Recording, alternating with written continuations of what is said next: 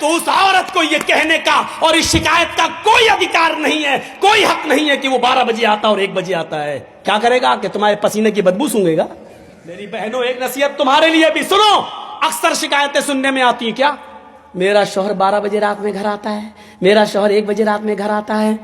ہاں، بہت غلط کرتا ہے، نہیں آنا چاہیے۔ لیکن ایک بات سن لیں، تمہارے لیے کہہ رہا ہوں میری ماں بہنوں، جو عورت اپنے گھر میں اپنے شوہر کے لیے بن سور کر نہیں رہتی ہے، مغرب کی اذان کے بعد اچھا کپڑا نہیں پہنتی ہے، زیب و زینت اختیار نہیں کرتی ہے، میک اپ اچھا نہیں کرتی ہے، اپنے جسم پر خوشبو نہیں لگاتی ہے، اچھے کپڑے نہیں پہنتی ہے، اپنے شوہر کے لیے بن سور کر تیار نہیں ہوتی ہے، اگر ایسا نہیں کرتی ہے تو اس عورت کو یہ کہنے کا اور اس شکایت کا کوئی ادھیکار نہیں ہے، کوئی حق نہیں ہے کہ وہ 12 بجے آتا اور 1 بجے آتا ہے۔ کیا کرے گا کہ تمہارے پسینے کی بدبو سونگے گا؟ کیا کرے گا کہ وہ تمہارے لیے مغرب کے بعد تمہارے گھر میں بیٹھ کے کیا کرے گا؟ تمہاری لنترانی سنے گا وہ؟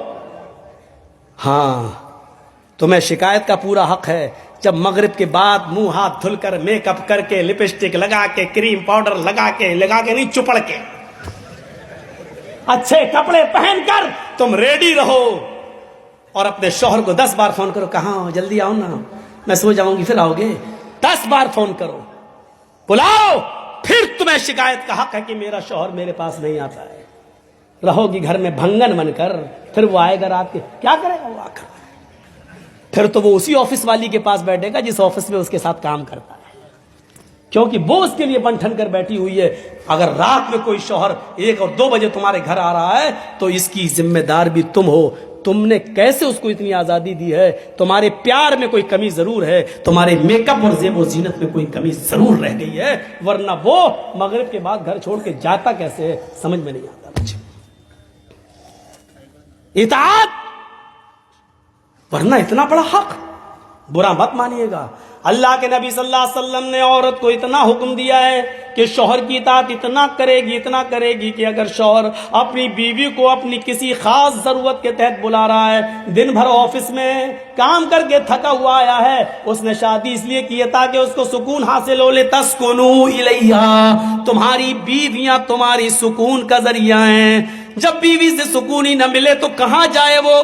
اس لیے فرمایا، آئے اللہ کی بندیوں، اللہ کے نبی کہتے ہیں میری مومنہ عورتوں، کان کے پردے کھول کر سنو، تمہارا شوہر اگر تمہیں اپنی خاص ضرورت کے لیے تمہیں بلا رہا ہے، رات کے کسی بھی حصے میں تمہیں بلا رہا ہے یا دن کے کسی بھی حصے میں تمہیں بلا رہا ہے تو تمہیں انکار نہیں کرنا چاہیے، انکار نہیں کرنا چاہیے، تمہیں اپنی شوہر کی فوراً بات ماننا چاہیے۔ یہاں تک کہ اللہ کے نبی نے کہا علی قطب، اگر تم اونٹ کے کجاوے پر بھی بیٹھی ہو تب بھی تمہیں آنا پڑے گا۔ اونٹ کا کجاوا تمہیں سمجھ میں نہیں آئے گا؟ عرب کی عورتیں جب ڈیلیوری کا وقت قریب ہوتا تھا، ان کے بچے کی پیدائش کا وقت جب قریب ہوتا تھا اور بچہ جننے کا وقت جب قریب ہوتا تھا تو وہ درد سے بچنے کے لیے اونٹ کے کجاوے پر بیٹھ جاتی تھی، اور ایسا بیٹھنے کا مقصد یہ تھا کہ بچہ آسانی کے ساتھ پیدا ہو جائے اور ان کو درد نہ ہو۔ اللہ کے نبی نے فرمایا، میری ماں بہنوں، شوہر کا اتنا خیال رکھا اللہ کے نبی نے، اس کو غلط راستے پہ نہ جانے دیا جائے، اس پر تمہیں اتنا خیال رکھنا پڑے گا۔ فرمایا کہ اگر تم اونٹنی پر بیٹھی ہو، تمہیں ڈیلیوری کا وقت قریب ہو، تمہارے بچے کی پیدائش کا وقت قریب ہو، تمہاری ڈیلیوری کا وقت قریب کیوں نہ ہو، اگر ایسے موقع پر بھی وہ تمہیں بلا رہا ہے تو تمہیں اپنے شوہر کے پاس اس حال میں بھی جانا پڑے گا۔